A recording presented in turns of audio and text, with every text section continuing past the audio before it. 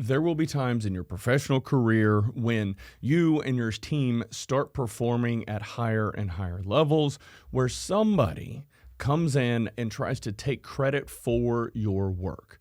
Usually this is because they are incompetent or grappling or kind of trying to find a way to put their dent in the universe of the company that you're operating in. When it occurs, it is frustrating beyond belief. I was reminded of a situation that I went through a number of years ago. I'm going to get into that, but first I want to read this message that I received. We have a new vice president that started, and part of his role is operational excellence or mapping out and improving processes. Cool. This is a good thing. Businesses need this as they grow and scale.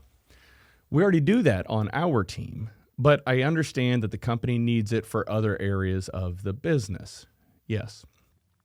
The issue is that when meeting with me and my team about some of our processes and the projects that we worked on, he latched on to one in particular, asked us to send all of the details around the work that we had done, and including the before and after documentation and process maps. This gave me pause, but since I wanted to help him be successful, he is a new VP after all, I sent the information over. Never heard anything back after that. But I did later find out that he had presenting all of our information in the board meeting and claimed that it was his first big project that he had completed and how it improved this particular process that was going on in the business. As you might imagine, the rest of the C-suite praised him as being exactly what the company needed. Needless to say, I immediately got defensive, frustrated, and pissed off. How exactly am I supposed to work through this? I think I know the guy, so I'm going to reach out to you and see, is it the same person? Something almost identical to this happened to me years ago, and I'm going to be real with you. I didn't handle it in the best way possible. I got immediately defensive and protective over my team. I can't believe he did that. What? Are you serious? He's taking credit for the work that my team spent months doing? I didn't talk to him for a pretty good while, but as conversations would unfold, as senior leadership team meetings would occur, there was this unspoken tension in the room. I was holding on to it. I was frustrated. I didn't know how to address it because I wouldn't be able to maintain my composure in that sort of a setting or situation. Again, because I was so frustrated. Now, there's a few things that I want you to think about in terms of the best way to approach this situation. First, we have to actually verify, did they steal the credit or did they simply omit the fact that your team did all of the work? Now, you might say it doesn't really matter, but it kind of does. We need to figure that out because it helps drive a dialogue when we sit down with this person one-on-one, because you are going to have to. You do not want to address this in a public setting or group setting of any form or fashion.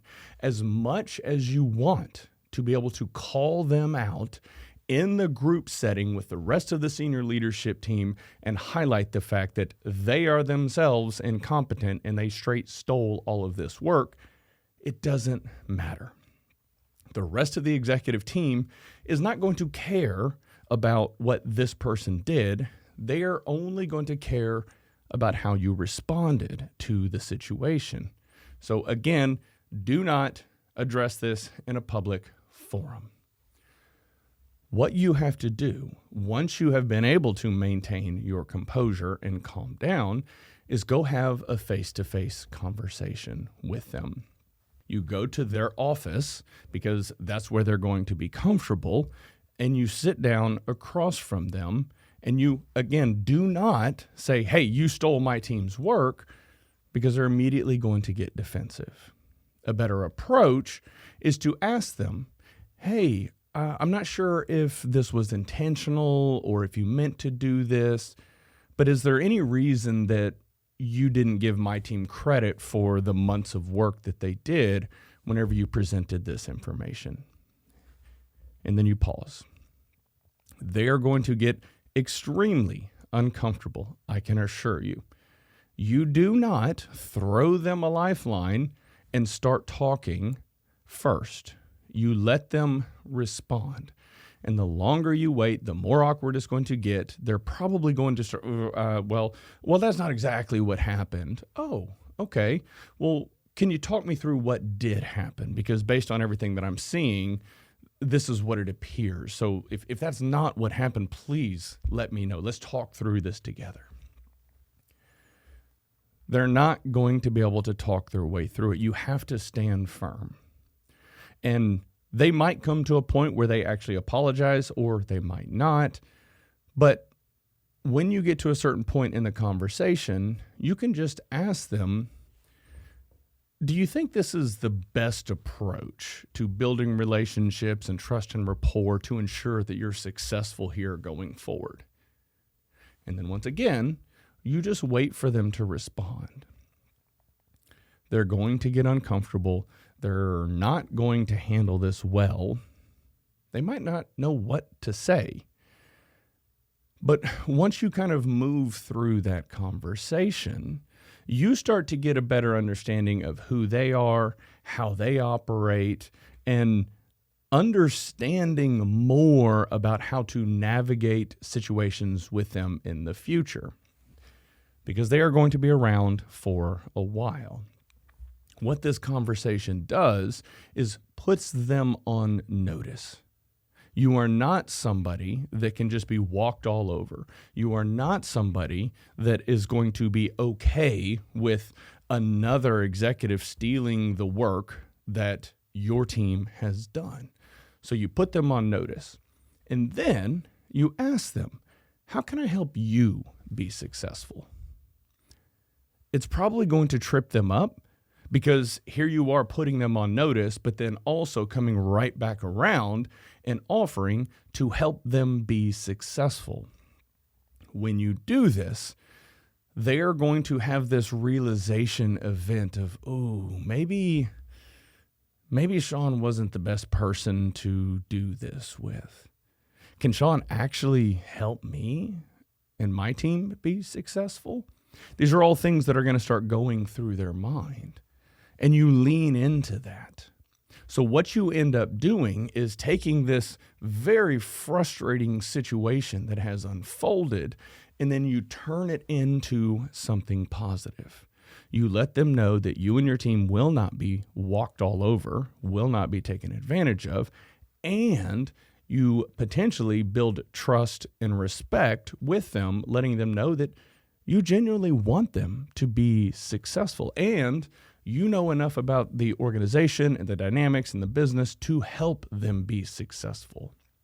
Once they realize that, all of a sudden, the two of you start working more closely together on projects. And when you are working more closely with that individual, you're able to keep an eye on them. I would encourage you to always keep an eye on them, because if they've done this thing one time, it tells you they have the capacity to do this thing more. So the closer you operate to them, the easier it will be for you to keep an eye on what's going on. When these types of situations unfold, you've got to find a way to stay calm and collected. This was an area where, as much as I would love to say I handled it well after I calmed down, it went on for a period of time. And the rest of the executive team knew how much I despised this other vice president. They saw that I was able to work with him, but they knew that there was tension and friction. Now, he had an advocate on his side as well that was a C-level executive that also didn't like me. So that created other issues and challenges. But once I finally sat down and had that uncomfortable conversation, we started to operate in a better place. We started to be able to work together on issues, projects, challenges, situations, things like that. I always kept my eye on him, but it did make it easier for us to move through things from that point forward. And also, he never did that to us again.